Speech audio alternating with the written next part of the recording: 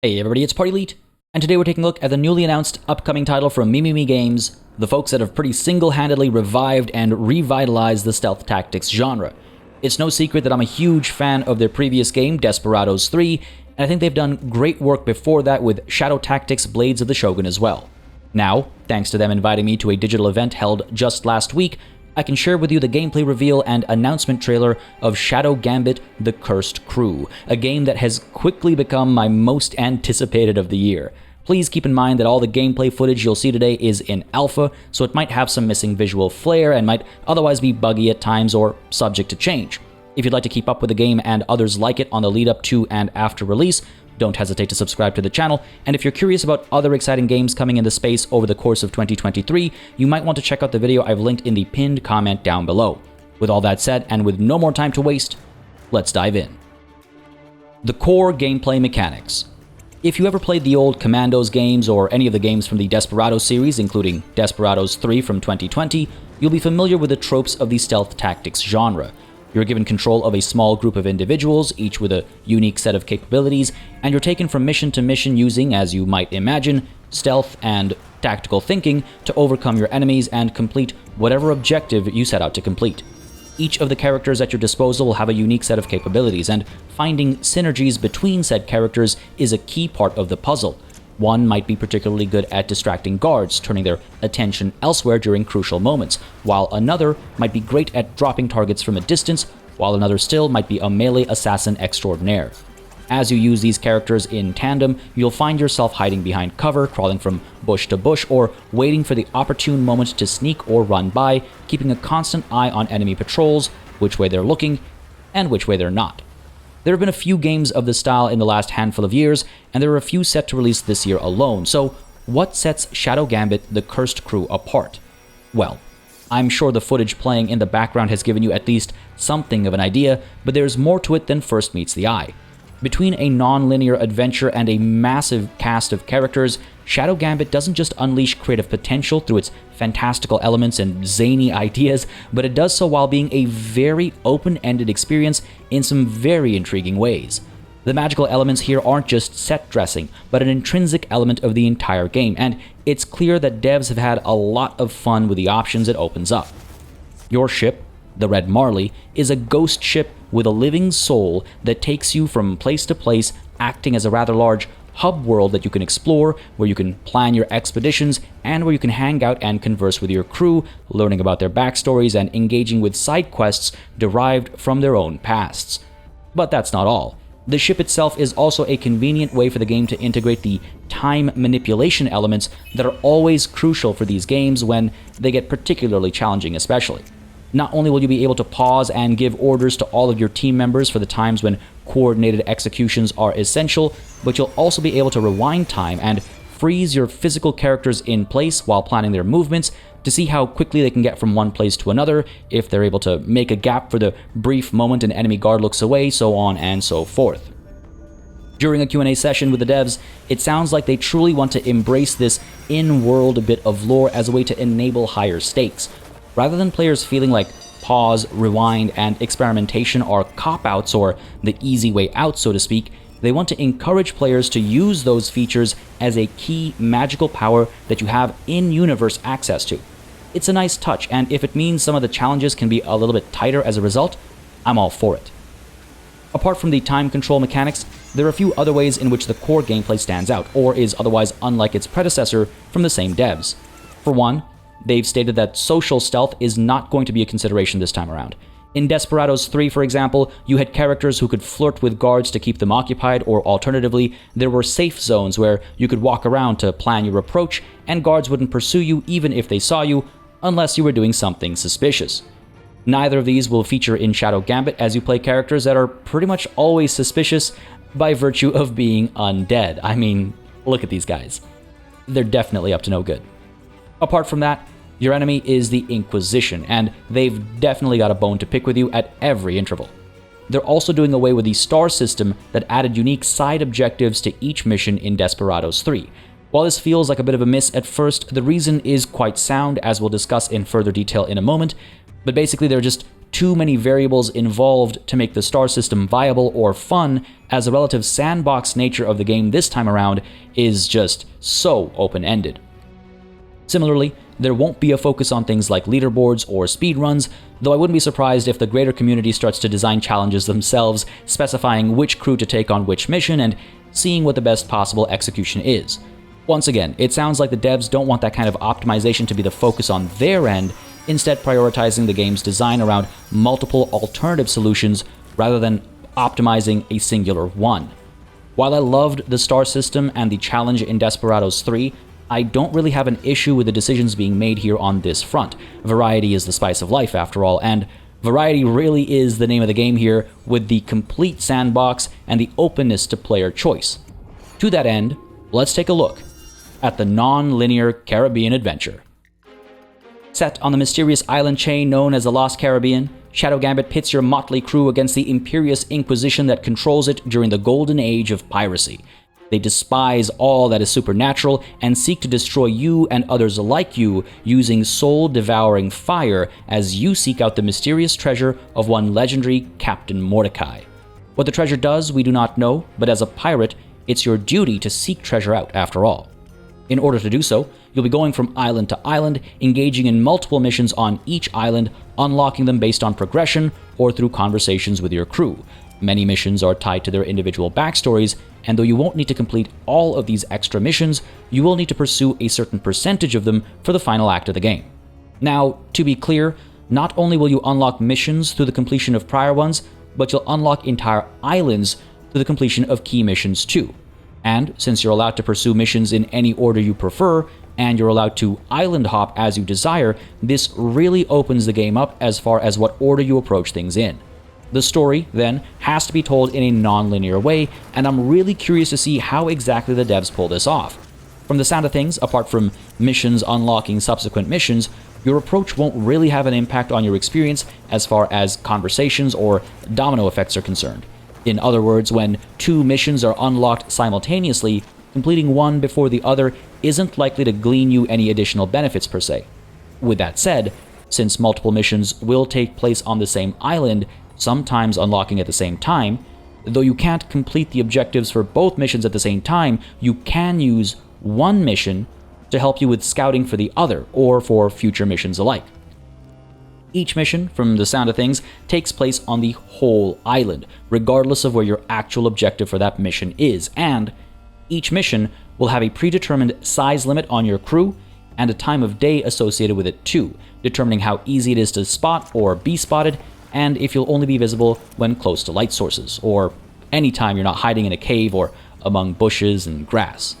Each island has multiple entry and exit points, and you can choose which entry point you want to use based on where your objective is, and you'll get to choose your exit according to your circumstances as well.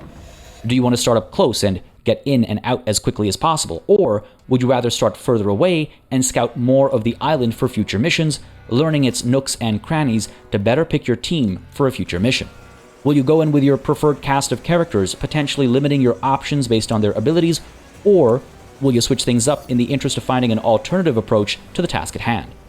To reiterate, this breadth of choice is why the developers are avoiding the whole star system from Desperados 3 or things like leaderboards and high scores. They want to encourage us to experiment with the order in which we approach the missions, which crew members we take on them, and what kinds of options those decisions open up.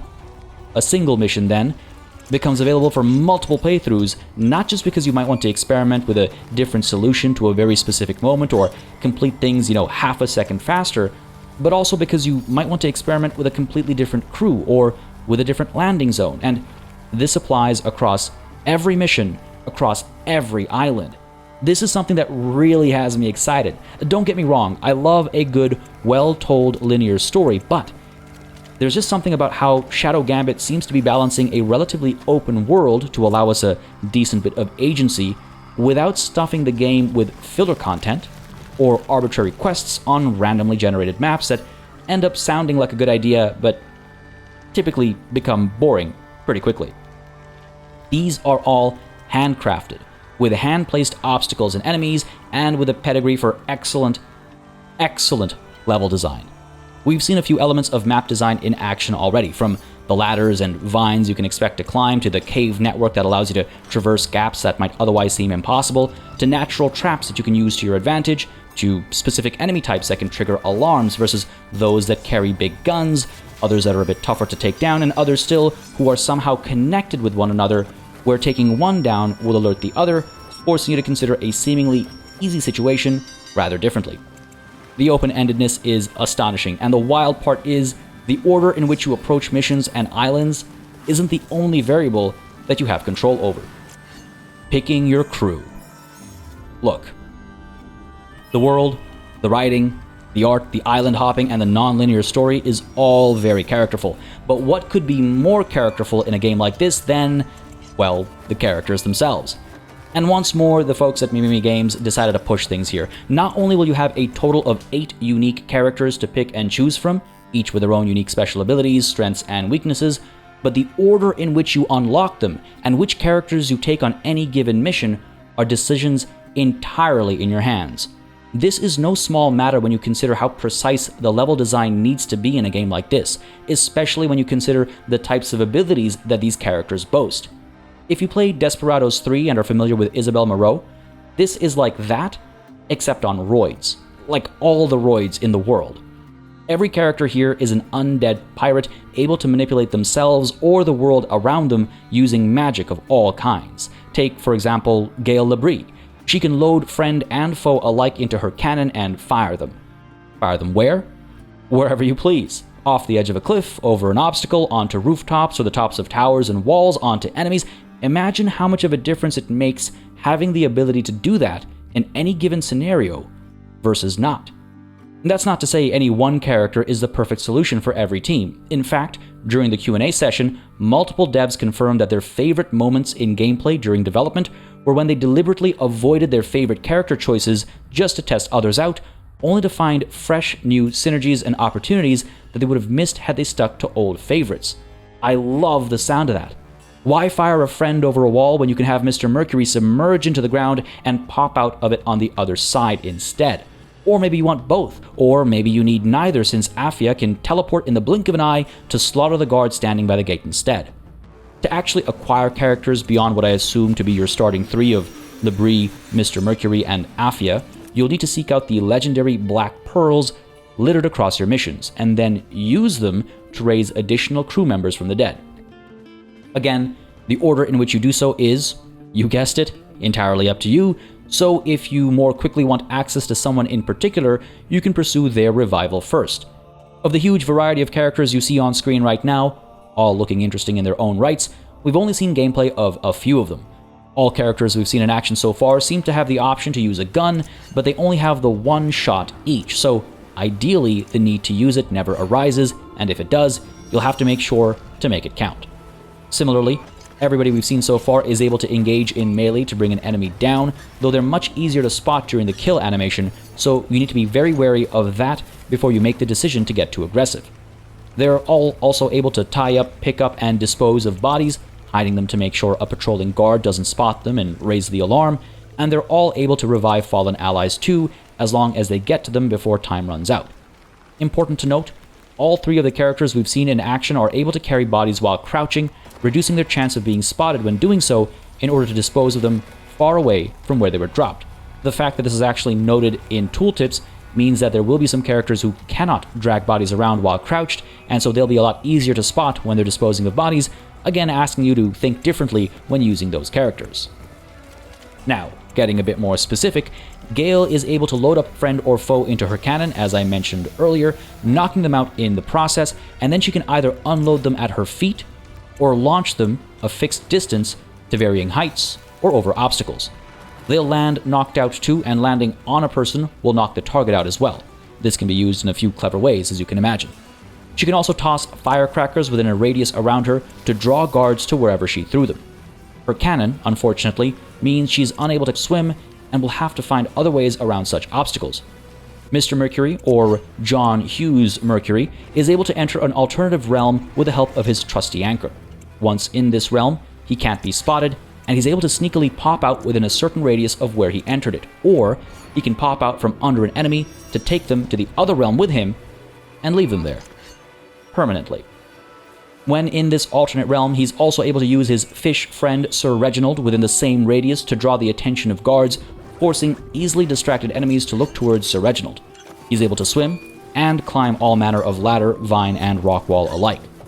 Afia, meanwhile, is able to teleport medium distances to traverse impassable grounds, with the option to stab a target standing at her end destination as she travels. Doing so, though, makes her easier to spot for the duration of the attack, which is a handful of seconds at most, but every second counts. She's also able to use her watch to freeze a target enemy in place for a short duration. This can really save your skin when you're about to be spotted. She's also able to climb ladders, vines, and rock walls alike, though she cannot swim. As you can see, between equipment differences, differences in mobility, and extremely unique abilities between them, each character plays quite differently from any other, and finding synergies between them is half the fun. The designs of the remaining 5 characters looks very intriguing, but it's hard to guess exactly what everyone's specialty is. One of them looks like the sniper archetype, working from a distance primarily, and the other might lean into the idea of baiting the enemy with their literal fishing gear. Either way, they're all looking very interesting, and I'm excited to take them out for a spin, and I'm especially excited to mix and match their abilities to see how many different ways a single mission can be approached. The over-the-top magical angle really frees the devs up to give all kinds of wacky powers, and it's clear that they're having fun with the freedom, so I'm pretty confident that I will too. I love that you can pick the order you can unlock them in, and I look forward to actually exploring their backstories and engaging in their banter and side quests alike. The character designs are looking absolutely fascinating. I'm loving how the 3 we've seen in action actually play, and again, like I said, I'm just curious to see what all their abilities are and how the same mission can be done over and over and over again using a different combination of characters with different limitations and different capabilities. Shadow Gambit: The Cursed Crew is slated for release later this year, and if you want to keep up with it on the lead up to and after launch, again, you might want to subscribe to this channel since I'll definitely be covering it. Don't forget to check out the video I've linked in the pinned comment down below for more games to look forward to in 2023, and if you enjoyed this video, consider hitting that like button. I'd love to know your thoughts and questions, so share them down below and I can keep them in mind for the next time I get to check out the game or speak to the devs. And as always, a massive thanks goes out to all of the channel members and patrons who've been supporting the channel on a monthly basis. Y'all keep us alive and running smoothly. And of course, a big old thanks goes out to each and every one of you for watching. Until next time, cheers.